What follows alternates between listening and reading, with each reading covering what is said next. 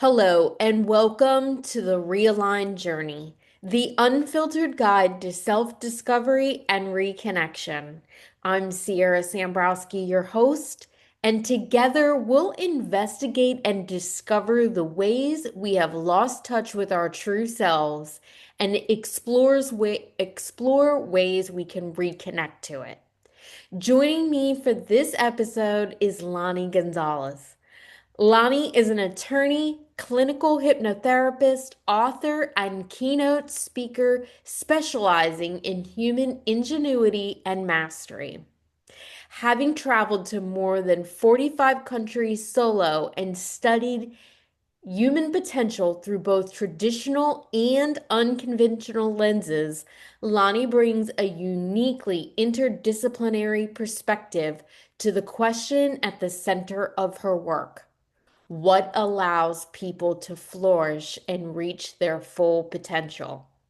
Today, through her work, Better at Being Human, Lani explores why human ingenuity, intuition, creativity, judgment, connection, and the full range of our humanity may become our greatest advantage in an age of rapidly advancing technology. Hi, Lani. Thank you for being here. Hello, I am so happy to be here and to share with your audience. I am very excited to have you here. I originally heard you at our nerd night here in St. Pete.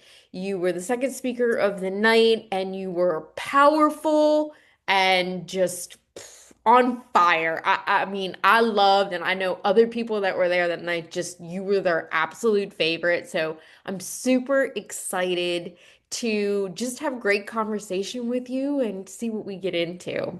Yeah, I love that. Um, People that listen often know that most often I start every episode, particularly with my new guests, Mhm. asking them to share what one of the most pivotal events or moments were for them, a moment that really changed your trajectory or the path that you had been thinking you were on. Yeah, so I became a lawyer very early on, and I became a lawyer at 23 years old, and I ran down that path and I became incredibly successful. And I think something that really shifted for me as on that path was almost dying. So I had meningitis 3 times. I had Wow. sepsis twice. And for those of you who don't know, those are potentially fatal illnesses, and any one of those times could have killed me, but it didn't. And there was this one particular time where I was in a hospital room alone. And I was trying to prepare for trial because I was a lawyer. And I was in and out of consciousness and I wasn't fully there. And the doctor said, "Hey, you need to call your parents." I'm like, "No, I don't need to do that. What are you talking about? I'm good. I'm very independent." And they're like, "We don't know what's going to happen. We don't know if you're leaving here. So we think you need to call your parents."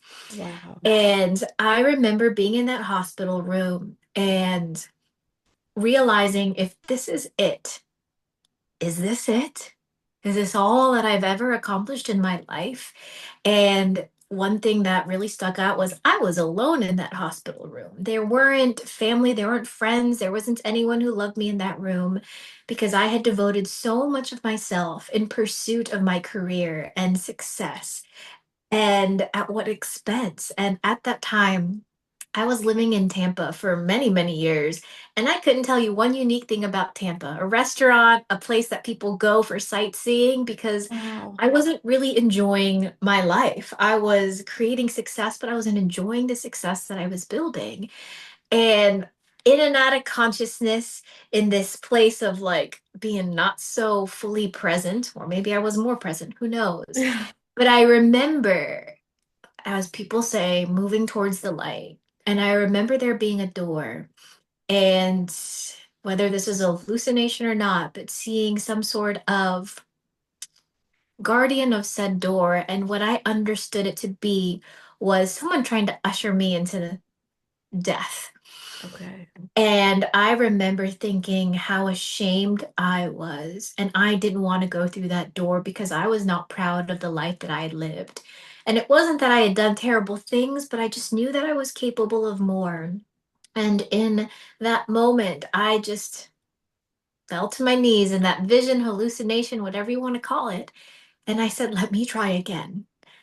Let me try Wow. again. And I promise the next time that I meet you and am greeted with this door, I will walk through it with my head held high, but I can't do that right now.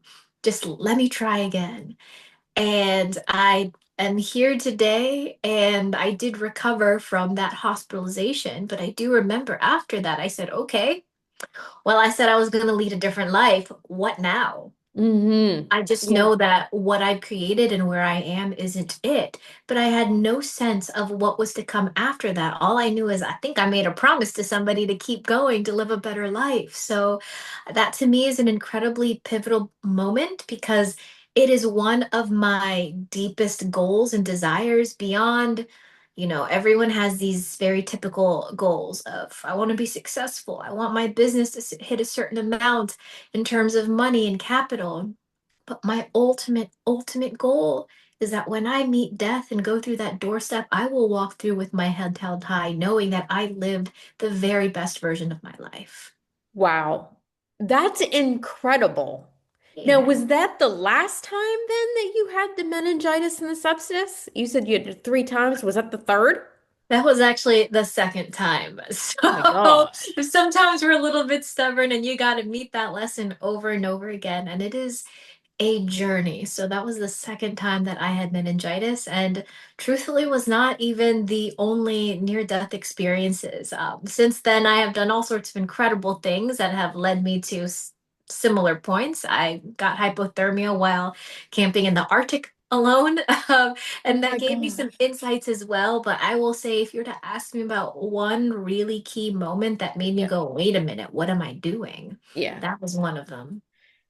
Yeah, because I mean, from the way you just described that, I mean, it absolutely sounds like a near-death experience. It certainly gave you the same result that we hear other people's near-death experiences, where it absolutely puts everything into perspective and goes, hold on, how am I spending this time here? Where Mhm. am I putting my value, and am I really living life to the fullest, or am I just have these programmed goals? I'm really curious though. Believe it or not, people that listen to me a lot, I have about 60 episodes and I cover all kinds of things, and I've never done one with anybody that's had near-death experience. So I kind of want to dig into this, and because I think too, there's a ton of lessons for all of us to take from that. But so you just mentioned that you had another experience where you had hypothermia camping in the Arctic. Was that the same experience? Like you go to this other place, was there a door and a guardian again? How was that near-death experience different than the first one? Yeah, so I will say in a hospital room where you're losing consciousness, because what happens with meningitis is basically the lining around your brain and starts to swell and your Mhm. thoughts go in and out. And when it comes to having hypothermia, it's a very slow process. It's freezing. And basically, I was camping alone in the Arctic, wasn't the best at making a fire, and went outside without my waterproof clothes to see the northern lights. So I saw them, entered my tent, and went, oh, that was amazing. And I'm like, oh, wait, this is my one and only pair of clothes. And I forgot my waterproof layers and I'm soaking wet. And I was doing everything I could to get dry and to get warm. And the way hypothermia works is you're like slowly lose your awareness to the point where you don't even recognize that it's leaving you. And Wow. I remember I was laying on the ground watching the fire, and I was just staring into this fire. And then all of a sudden, I'm no longer staring at the fire. And I am looking at myself from like Mhm. a bird's eye view. I'm looking down at myself, looking at this fire. And then I remember looking up, and it was just dark.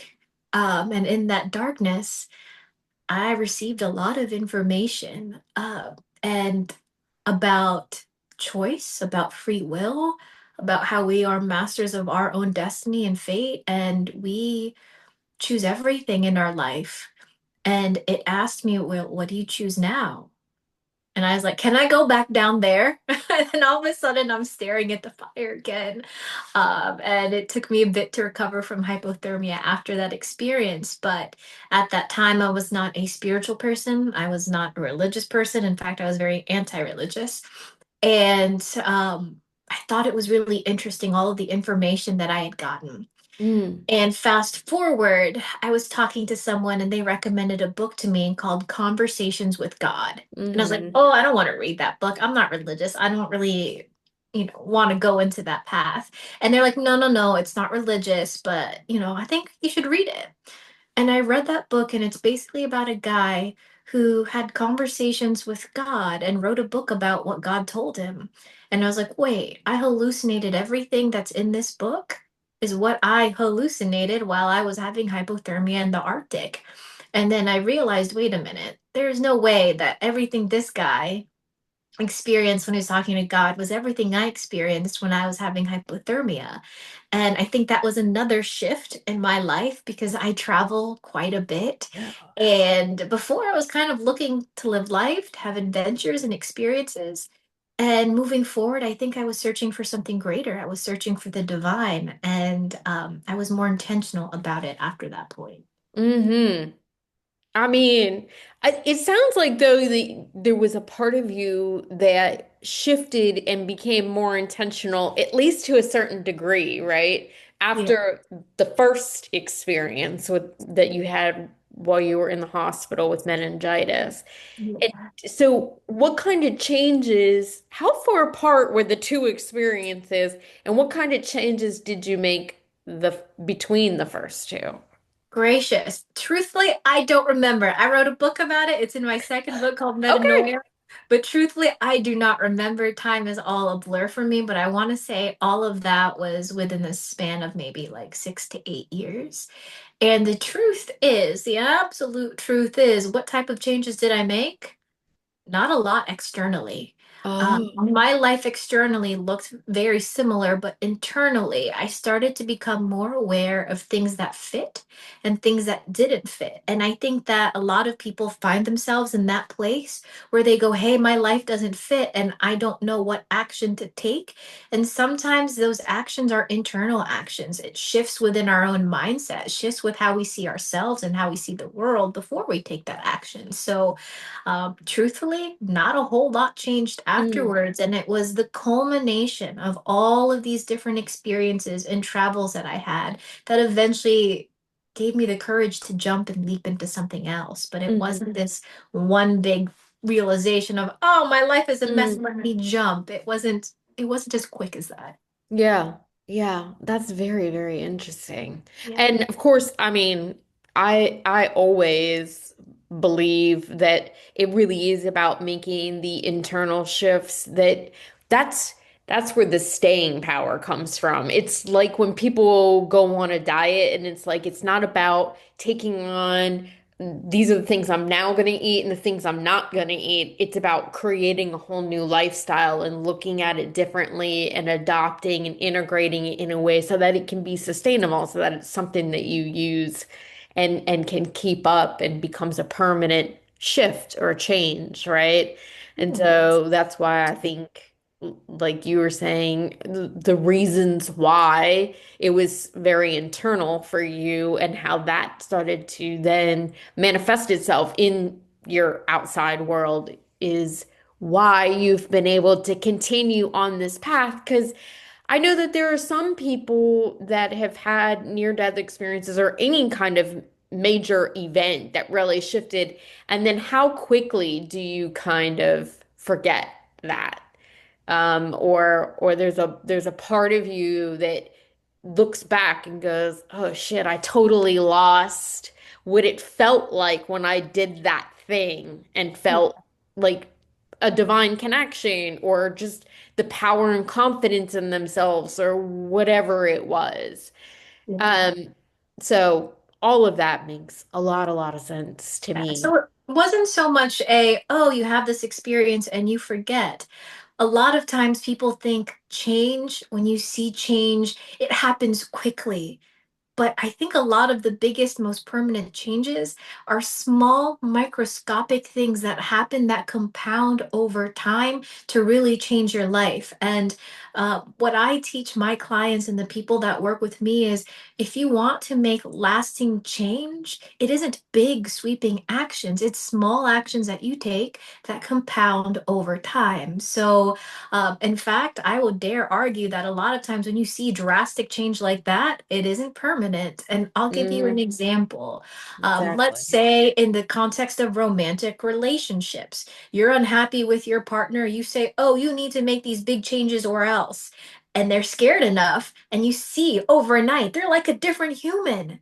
How long is that going to last? How long does it Very last? long. It doesn't because humans are pattern human beings. Yeah. We are creatures of habit, and we really need to change those habits, and that is an internal shift. So it's small little actions you take. I'm going to give you another example. You can feel unworthy and not love yourself and not be comfortable in your body. And maybe overnight you pay someone and you have one of those makeovers, or someone does your hair and puts you in a nice outfit and teaches you how to do your makeup. And maybe for a minute, you feel really good about yourself, but how long does that last? When you take off all the makeup and all those things, are you still the same person? So even if you saw a dramatic makeover, a dramatic change, did they actually shift internally? So Mhm. it's all of these internal shifts before you see that external manifestation of what's actually going on. And the same is true with diet and exercise. And let's be Mhm. really honest with it. We all want something that's quick because a lot of times we don't want to put that effort in. And man, oh man, is the pharmaceutical industry profiting with that. So you Mhm. can get a shot or you can take medication and it promises you weight loss within a long period of time. What happens when you stop that? Well, you still go back to your old habits and your old ways, and eventually that weight comes back. So Mhm. it's not as simple as, oh, I want a new life. I'm going to create it overnight, or I'm going to create it with a month or a year. It doesn't work that way. So a lot of times people feel stuck, Mhm. or they are in this process where they know that they have outgrown who they are now, but they haven't fully manifested the person they're trying to create. And they think there's no action because they're not seeing it. And that's simply not true. That's not how evolution works. There are these small little steps that no one really sees. Another way to describe it is the buildup before the breakthrough. And when you see these successful people, pick any of them, when everyone goes, wow, you were just like an overnight success. To them, it wasn't overnight. That's what you saw externally, but internally to them, how many days, months, years did they pour into making themselves and their businesses or their ventures into a success? So don't fool yourself into thinking that you're not growing and changing simply because it doesn't happen overnight. Yes, yes. Because I think, yeah, I mean, that's important for everybody to hear, no matter what area it is that you're looking or wanting something to shift or change for yourself. Because we're human beings. And I think we get confused with being human doings. And we want to be doing the things and seeing the results. And I think we're certainly conditioned to that. I know you definitely can speak more to kind of how that patterning has come around for Mhm. us as a society in varying cultures and maybe even common themes in different cultures. But there's an impatience that comes along and a frustration, and I think for a lot of people, um, it also comes into a place of self-criticism and self-judgment then. How come I'm not getting the results? How come this isn't changing? How come my partner's not better or I'm not attracting the mate or whatever. I can't lose the weight, I can't keep the weight off, whatever those things are, because we all have them. Every single one of us as a soul comes in here with things to learn and things to evolve through.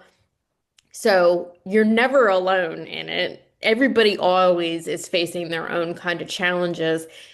But in particular, I think we really want there to be a sort of immediate success, and probably generationally that could be getting worse. Yeah, so I look at it, whether it's personal or professional, because I do work with a lot of entrepreneurs and businesses, about positioning. Can you position yourself so that the success and outcome you want become inevitable? Even if it's not present in your circumstances today, how do we make the success and dream you want an inevitable situation? So I'm going to give you an example. And this applies to business, but it also applies to personal development. I think those two are necessarily go hand in hand. But in business, we have leading indicators and lagging indicators. And these are things we use to figure out whether we are on track, whether we are performing well as a business. And a lot of times people will look at certain indicators. How many clients do I have? How many how many people are signing up for my subscriptions or memberships? How much money is in the bank? And then when they judge themselves solely on the outcome, sometimes it feels bad. But instead of looking at that, we look at different indicators, the seeds that we plant. How many times are you networking? How many times are you posting on social media or doing what you need to do to get clients? All of these seeds that we're planting. And when you plant so many seeds and you know that you're nurturing them and watering them, even if those seeds didn't sprout into full bloom, it's inevitable that they will eventually bloom when the time and season are correct. So when we look at the business, and some people are thinking, oh my God, my business is not a success, or it's not as it's not thriving in the time period I want. Don't look necessarily at the outcome. Look at what seeds you're planting. And the same is true in personal development. A lot of times we want this certain outcome. Maybe we want more confidence. We want more self-love. Maybe we want to be more powerful in how we speak and present ourselves. But then we critique where we are now and go, well, I'm not doing anything. The needle's not moving. I'm not doing anything right. I'm stuck. Are you stuck? What you really have to focus is on, don't look at the outcome. What seeds are you planting so that the dream that you want and the life you want are inevitable? And one person told me this very early on in my career. It was a business coach. When I transitioned from being a lawyer and a partner at a law firm to having my own business and doing clinical hypnotherapy. And I was afraid of whether my business would be a success. And my business coach looked at me and she said, tell me how you can fail. How is it possible that you'll fail in this endeavor? Look at all the things that you're doing. You're doing your data analytics. You're doing your market strategy. You're planting all the seeds with such consistency and you have these systems. How can you fail?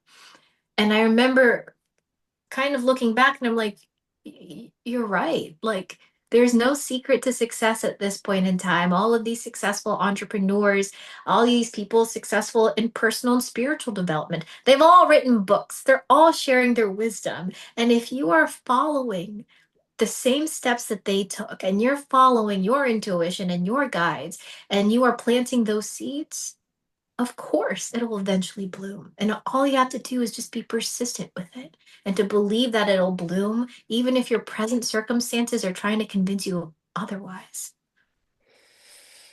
Yeah, because they will. I think for most people, like I said, there's such a lag time between the internal work that we're doing and when it actually starts to show up on the outside Yeah. that, if there's not other things, like if you, to kind of keep using your seed planting metaphor, it's like if you've not done the other things to make sure that the soil itself is in the right condition, it becomes much easier for you to walk away and stop taking care of those seeds before they even have a chance to bloom or to like go relocate yourself, right? Mhm. Um, and so I think that that's an important piece to all of that also.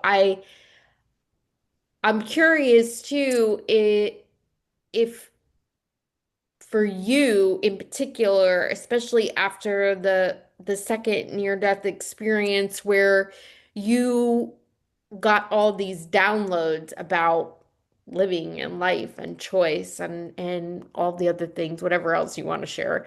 Um, how much of that also really set you up to be in a space where you mentally were more cognizant of sort of these things that you're talking about as far as the planting the seeds and the inevitability of being able to get where you want to go. Yeah. So I would say these near-death experiences that I've had, they definitely like shake me awake. Hmm. But it isn't just these big experiences, right? And I want people to really understand that. Yeah, there are these big milestones in life, or these big traumatic things, or these big events that you remember that give you information and guidance about how to move forward in life. But you're constantly receiving feedback and information from your environment every single day. And sometimes some of the most important lessons that we learn are in those everyday moments, and can we be more present and more aware of the information and feedback that's happening around us in order to guide us? So to answer your question, I think those big near death experiences definitely did change me, and I would say the most they did was they shook me awake. But don't wait for those big moments. I do psychedelic assisted therapy. That was also part of my journey. And I'm not going to say ayahuasca changed my life. I changed my life. Hmm. Near death experiences did not change my life. I changed my life in the everyday moments that people take for granted and all of the choices that you have. So, when we want to create this future, whether you're talking about business or personal development, I can tell you your future right now. We can sit down right now. Show me your choices, show me your habits, show me what you are moving towards. I'll tell you what your future is. And a lot of times we are so focused on the horizon of what's to come next that we neglect what's directly in front of us right now that needs our love and attention and care. So it's not about having, at least from my experience, these big events. And I've had good ones, I've had bad ones, but it's how do we integrate them and process them in the everyday life that we have. Yeah. No, I think that's exactly right. I think it's about being able to shift our priorities or evaluate where our priorities are lying. And then, as you said, aligning our choices and habits to those priorities. Because sometimes, too, people say that they have certain priorities. And then when you look at where they're actually spending all their time and money and effort, and where their energy is really going and the choices and habits they have, you're like, well, that doesn't align with your priorities at all. Hmm. And it's all the choices, right? So there's this saying that you don't decide your future, your habits decide your future. And it's as simple as that. And the more present and more aware we are of what's happening in front of us today, we don't need to worry about the future when we can see our present with perfect clarity. And smaller examples of that is, a lot of people say they want to be successful. They want to start businesses and they want to scale and all of these other things. But you got to make the choices to make that happen. And sometimes you got to make a lot of unpopular choices that will displease other people or might look like sacrifice. That's part of it. Or in context of personal development, people say that, oh, I'm ready to manifest this great love. Really? But are you making loving choices for yourself? And I Mhm. look at micro actions, right? So when you dream big. But when you talk about taking action, the smallest possible actions that you can take is what you focus on, and ask yourself a simple question. Does this move me closer to the thing I want, or does it move me away from it?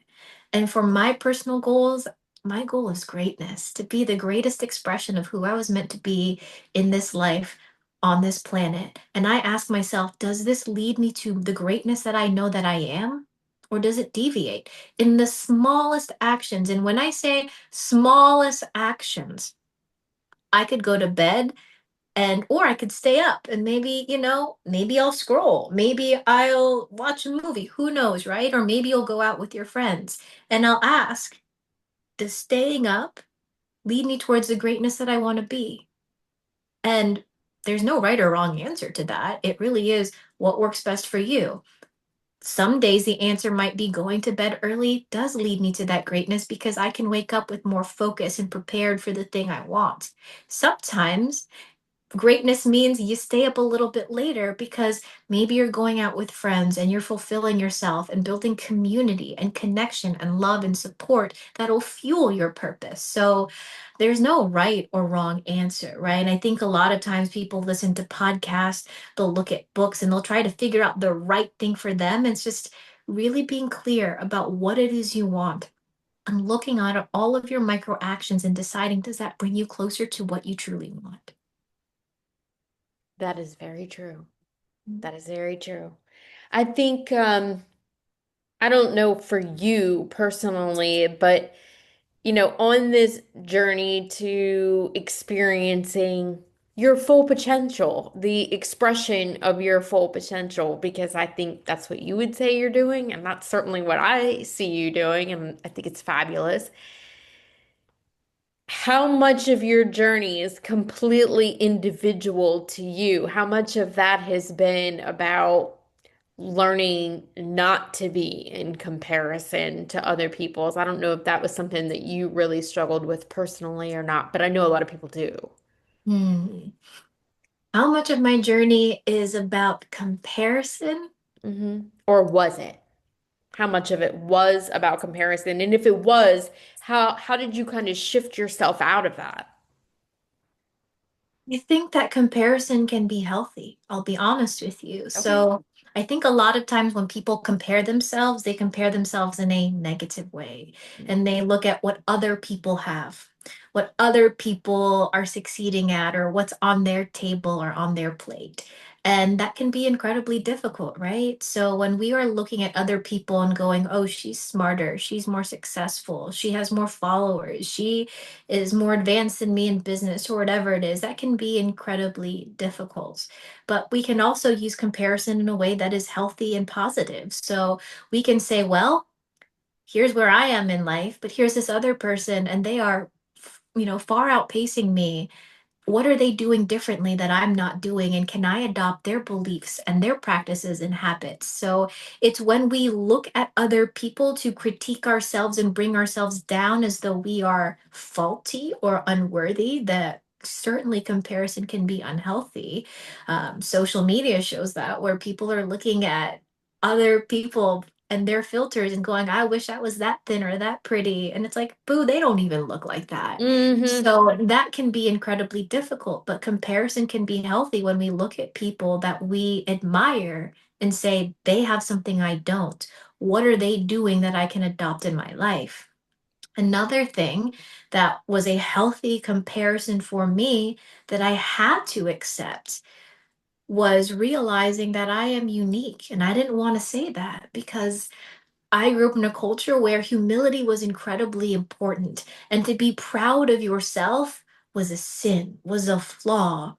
And when you look at yourself and try to be humble and put yourself down, you are comparing yourself to people to some extent. And one of the things that I had to realize for myself in order to step into my power and my truth is to say that I'm a unique and exceptional human being. And maybe just maybe the universe broke the mold and there will be no one else quite like me. And that does necessarily require comparison, where I look at myself and go, other people don't think like me. Other people don't move like me. And that's okay. And comparing myself and realizing that I am a unique and exceptional human being helped me realize that I have my own unique path. I can't walk other people's paths because they don't have my own life experience. So it's when we put ourselves down or we put other people down in comparing that I think it can be incredibly unhealthy, but it doesn't have to be, if that makes sense. Mm-hmm. It makes sense to me totally. And it's interesting too that you bring up the piece about the idea around being humble something that you kind of had to work through? Because I have had that conversation with at least five or six people that I can think about right away on the podcast where it somehow comes up about how we've been kind of programmed and patterned. A lot of times it came from a religious wound, for the lack of a better term, and often carried through generationally, where there was the idea around, that it was a sin Mhm. to consider yourself exceptional in any kind of way, and that it was more pious and like more holy and all of that to be humble, and that's really the way that we were supposed to be. Yeah, there's a balance to that, right? So Yeah. I do confess that I do believe that I am an exceptional human being that thinks and moves in ways that I have yet to meet other people, and that can be a little bit isolating. But at the same time, when we talk about humility, I shit just like everybody else shits. My feelings get hurt just like everybody else's feelings get hurt. I also need to eat and sleep. I also need love and acceptance. So when we talk about that humility, and we also talk about being proud of ourselves and honoring how we are unique, there's this balance, right? So we see our gifts, we honor our gifts, but at the same time, remember that you are human. And just like every other human, we are infallible, we have all of these things that we're struggling with. So just because I have these unique gifts does not make me better than anybody else. It just means that I shine in a different way and you might shine in a different way. And there's nothing wrong with honoring the different ways that we shine. So there is a balance to it. I do believe in humility, absolutely. I also believe in being really proud of yourselves. And I don't think that those things are an opposition. You can be incredibly humble and incredibly proud of who you are at the exact same time. Mm-hmm. Yeah, like I said, I've had this conversation before, and so as I'm listening to you, one of the things that jumps into my mind right away is that when we don't honor our uniqueness, and we don't honor and vocalize or stand in the place that does make us exceptional, that does make us really good at something, or that we know is a gift that we're meant to use or be of service, we're actually diminishing the divine creator source, because they gave that to you. That's Mm. something that was given to you to show up in this world to use.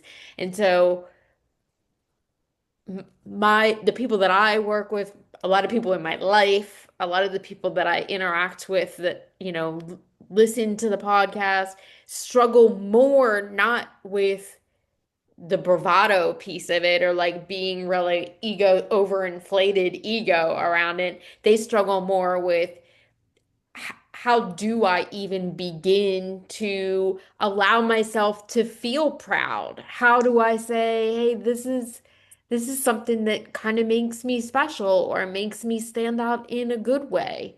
And Yeah. so, is there anything that you've learned or that you can share that might be helpful to somebody that finds themselves in that space? Yeah, so my dad shared this story with me when I was a little kid, and he would sit me down sometimes and go, "You're not going to understand this. Just remember it, and when you're older, you'll understand." And he gave me this story about rice, and he says that rice grows in a stalk. And when that stalk or that plant is empty, it's high and it's tall. But once that rice is full, it's low to the ground. And he said people are like that too. So that still goes back into this concept of humility. And when you ask the question of, well, how do I start being proud of myself and owning my unique skills and abilities? If you ask me, that does not mean running around to the world and asserting your dominance and asserting your uniqueness over everybody else. You can tell if a person feels good about themselves and honors their light simply by being in their presence. It feels different to be in the presence of someone who fully honors all of who they are. So it isn't, we talked about this internal versus external, right? So we think change has to look like something external. Not necessarily. A lot of it comes internally first. And when we shift into owning our unique gifts and feeling special and honoring who we are, that does not require an external manifestation. Does it require you to run around and scream to the top of the world, these are my gifts, this is how I'm special? It's an internal acceptance and awareness. And I'm going to say one of my indicators that I've seen in women, because I've worked with a lot of women, it is what I'm going to call unbothered. They're Mm. just unbothered. You can say all sorts of shit about me, and I'm kind of unbothered about it because I know it's not true. Or, maybe my business takes a hit, or as a public speaker, maybe someone tells me, I don't think you're worth that much to stand on my stage. I'm unbothered by it because I am so aware of my unique ability and my gifts. And I trust so deeply that what is mine by divine right and no one can take it away. I'm just unbothered. You can tell in how a woman is relaxed and at ease when things come her way. So it's not necessarily an external manifestation. I would say that you can tell in how someone presents themselves, whether they honor their gifts or not. That makes a lot of sense to me. Yeah. I think there's a lot of women that need to hear that. Well, I think men and women need to hear that um, for multiple reasons. Yeah. Um, And I guess what I was hoping that you might deliver as yeah. we kind of get ready to wrap up here is what would you say is one of the greatest lessons or like takeaways, um, a learning principle? I don't know what the right word is exactly, that you would share with somebody that, like you said, is kind of in this journey and is maybe feeling a little discouraged or like they just need something to help calibrate them to get into alignment with what is going to make them feel the best. Not an external goal, but internally, what's going to internally make them feel the best. What's something you've learned or a way that you can kind of translate it into like a principle that you Yeah. would share? A principle that I really love and believe in is internal family systems. And that ties into a lot of uh, pretty solid foundations. For example, Carl Jung, when he talks about our exiled parts.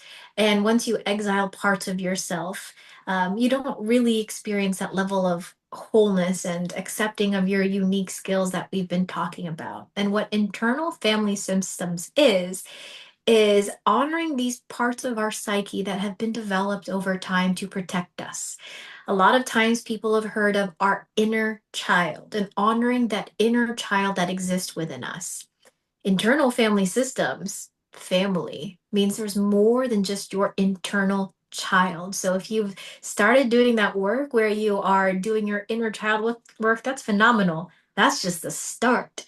So there are all of these parts of us that have been created in order to protect ourselves. So if you feel like you are stuck or you are blocked, it is because subconsciously moving forward does not feel safe because all of these parts of our subconscious mind are designed to protect us and keep us safe. So the reason we stay stuck is some part of us is repeating an old story, an old narrative that was true once upon a time, but may not necessarily be true. So it's about looking at these parts of ourselves and asking it with gratitude, what's your story?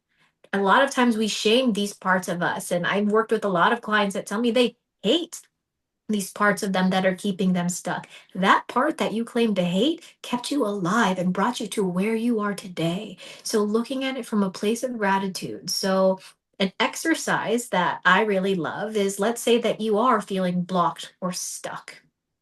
Can you imagine it? Does it have a color? Does it have a sensation? Does it have a shape? Does it look like anything? Can you give it a name?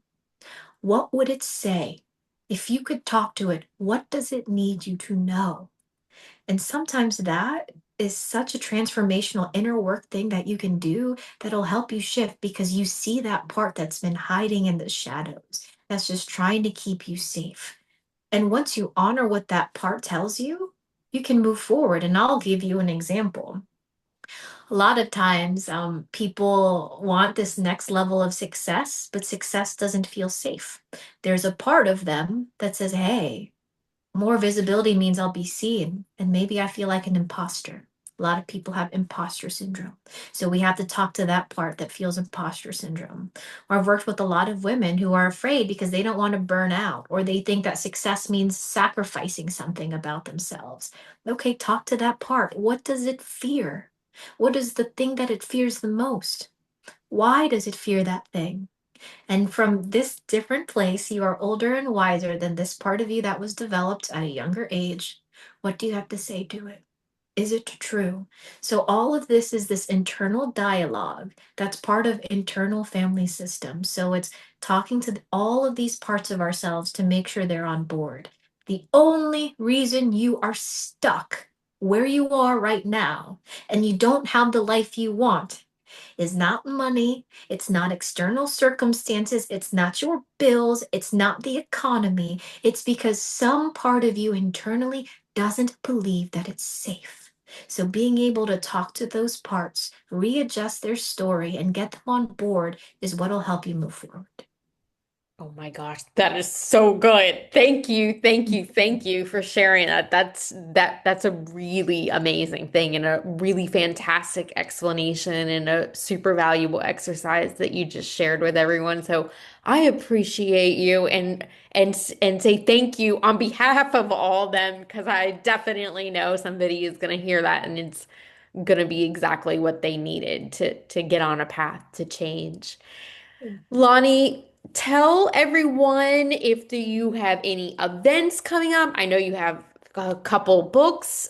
Tell them about where they can get that, what they're about, where they can connect with you and learn more about you. Yeah, so my website is just lanigonzales.com. That's where you'll find books and different events that I do. So I host a masterclass right now about health and wealth and how to get yourself the healthiest and wealthiest you can be in terms of abundance, in all respects, not just money. And there, I'm sure will be more events in the future. So you can sign up for the newsletter. You can find my website to just stay in touch with all the things that are in the works. Oh, I love that. And I will put all of that in the show notes for anybody that's just listening and not seeing it on video. And we will definitely make sure that you're able to connect with Lonnie if you need to. Lonnie, thank you so, so much for being here. So much wisdom. You're so welcome. I'm happy to share. Oh. And to all of my sojourners that tune in for every episode, thank you for being here. Don't forget to like, share, give us a comment. We'll be happy to answer everything we can. And subscribe to my YouTube channel or Realign Journey on any major podcast platform. Until next time.